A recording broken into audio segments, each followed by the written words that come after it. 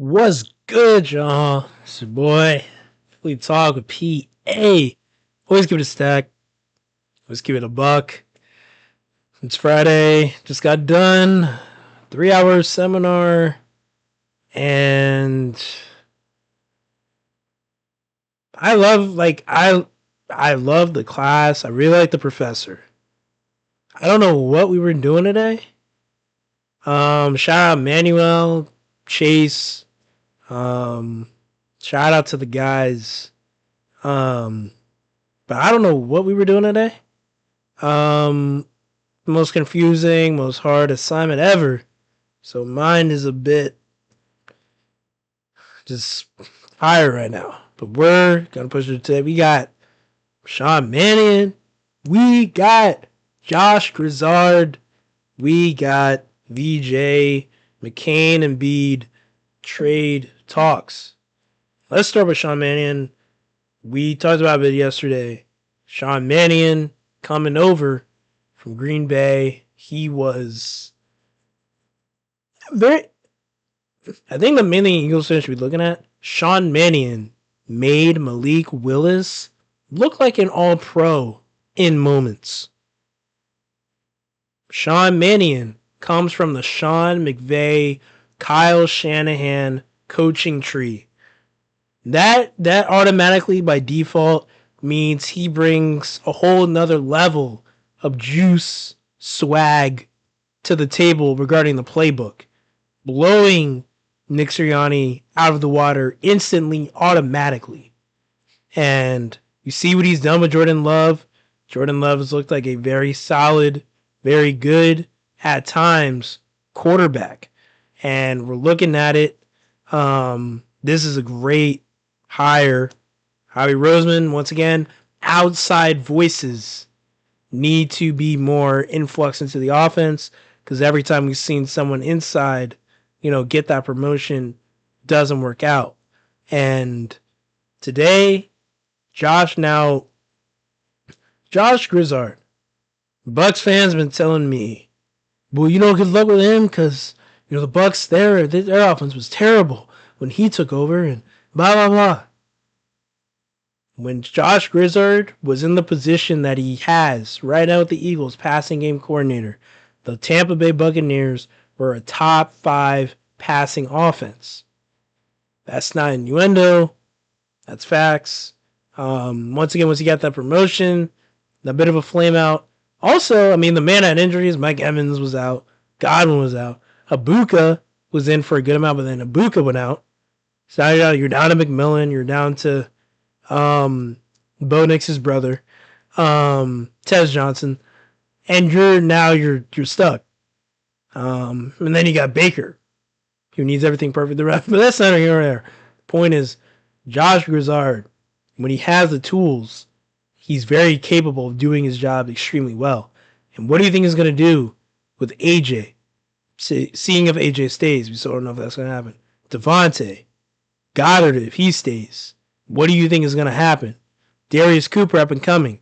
Jahan Dotson might be on his way out. We'll see. We should be very excited as Eagle fans. Josh Grizzard, what he brings to the table. But Sean Mannion, we needed someone in here with a new voice. And Nick Sirianni talking about, hey, Sean, we're really excited. 11 years of coaching experience. I wasn't very good. There's a chance that Sean Mannion could take Nick Sirianni's job in 2 years. Let's just say the Eagles' offense is cooking and stuff, but it's clear that there's something holding them back. Every year it's the Buffalo Bills situation. Offense, for what they have, is doing extremely well, but there's always something holding them back. For them, it was Sean McDermott and the Bills' defense folding, a couple, 2 times too many. For the Eagles, it's Nick Sirianni, his lack of, poor in-game decision-making, questionable play calling, letting his OC call 4 verticals with the season on the line. It's stuff like that. That make people scratch and when they look at Nick Sirianni like, dude, what's going on? But hey, this is Eagles fans should be extremely ecstatic. And this was because, we had people, I was going back and forth with some people. For people that are saying that, Jalen Hurts was the reason nobody wanted to coach this team. Let's go through this. So the guy that has gotten multiple of his OCs head coaching jobs, the guy that has had a different OC every season because either they get a head coaching job or something else happens or he changes teams. Like that's really the method. We're not going to focus on the head coach who once again let his OC call 4 verts with the game on the line. That was Kevin Patullo and Nick Sirianni's big light bulb once again. We do not forget stuff like that. So no, Jalen Hurts is not the reason.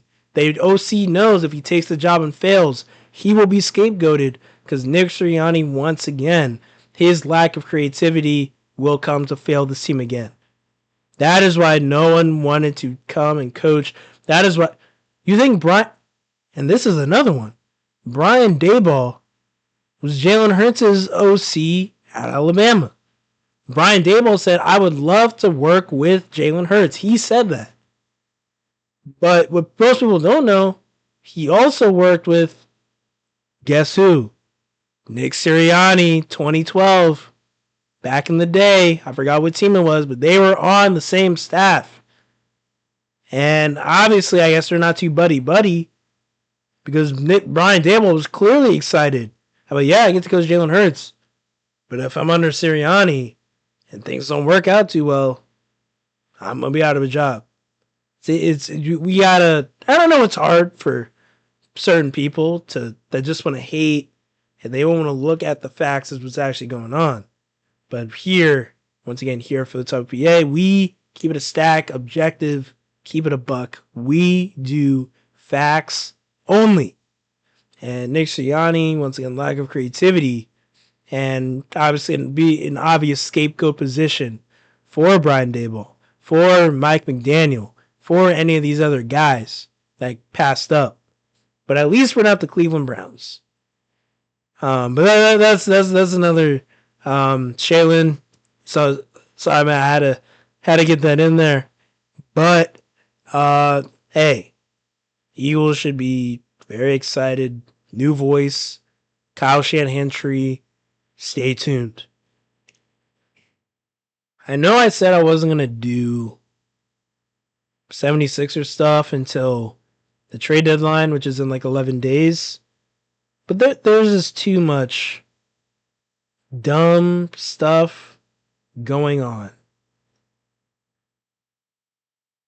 You were trailing by, I think it was 11 points to the 12-37, I think it is, Sacramento Kings at home. Finally, Nick Nurse figures out that you can draw up plays, in clutch time. He finally can do that. And Tyrese Maxey, all-star, potentially all-NBA, Tyrese Maxey got the bucket. Still not playing Andre Drummond. You've messed up. And I know it's hard because there's a lot of guards. But you've kind of screwed it up this season with Jared McCain. You've worst third-quarter team in basketball. And the coach can't figure out, more times than not, how to use the timeout. So we're looking at this team. And everyone wants to be ecstatic and Embiid's back and we're going to do this and PG 32 points against whoever. This is the same team that lost by 37 points to the Charlotte Hornets.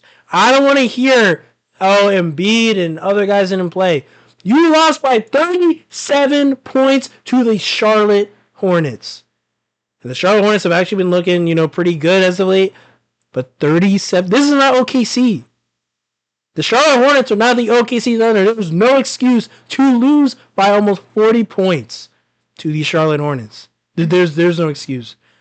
But that all being said, there's still too many issues with this Sixers team. They have a guy that they're for some reason going to trade in Andre Drummond when Adam Bona has not been playing his best basketball this month.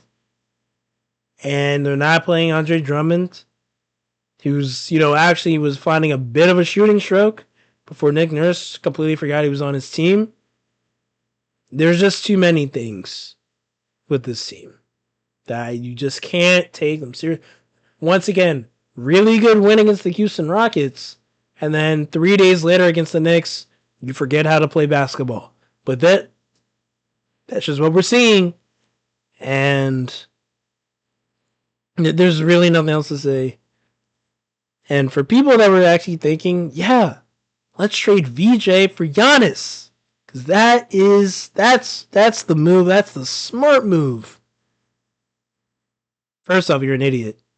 That's a rookie, a 20-something-year-old rookie. Major upside for a 31-year-old who's still great, obviously. But you're really going to trade like 11 years of your future for a guy that's only going to give you maybe like 4 more good years? Like, what are we doing? Be serious. Now, if it was, because he's been playing well when he's played. If it was Joel Embiid, Jared McCain, Quentin Grimes, I could maybe see you do a package involving those type of players for Giannis, because you got Tyrese, VJ, Giannis. I can see that, but if you're a Sixers fan and you are actively trying to include Tyrese Maxey or VJ Edgecombe in trade talks, you're not serious. You're not serious. But once again, do not really care about what the Sixers do. And when Brian Windhorst said the Sixers aren't even expected to really do anything before next Thursday. But we'll keep an eye out. But Sixers right now, it's just unserious. Who knows? They might lose to New Orleans, their next game, because that would be a Sixers thing to do. Yes, I'm not going to be positive about a team that is the most unserious team in basketball. I'm not. I'm really not. There's no point getting your hopes up. A great win once again against the Houston Rockets, and then 2 games later, lose by 37 to the Charlotte Hornets. Like there's nothing to say. But hey, man, it's your boy Fully Talk with PA. Always keep it tight. Always keep it a buck. Super Bowl stuff will be out later of next week. I know I said this week, but I forgot. They have that thing called the Pro Bowl where they don't wear pads and anything, and they just sing Kumbaya. That's this weekend. Where real men play. That's next week. So we're going to have a video for that. We're going to be talking Darnold. We're going to be talking Drake May. And all that good stuff. But hey, man, it's tough. It's tough being a Sixers fan, but we're going to make it. Until next time.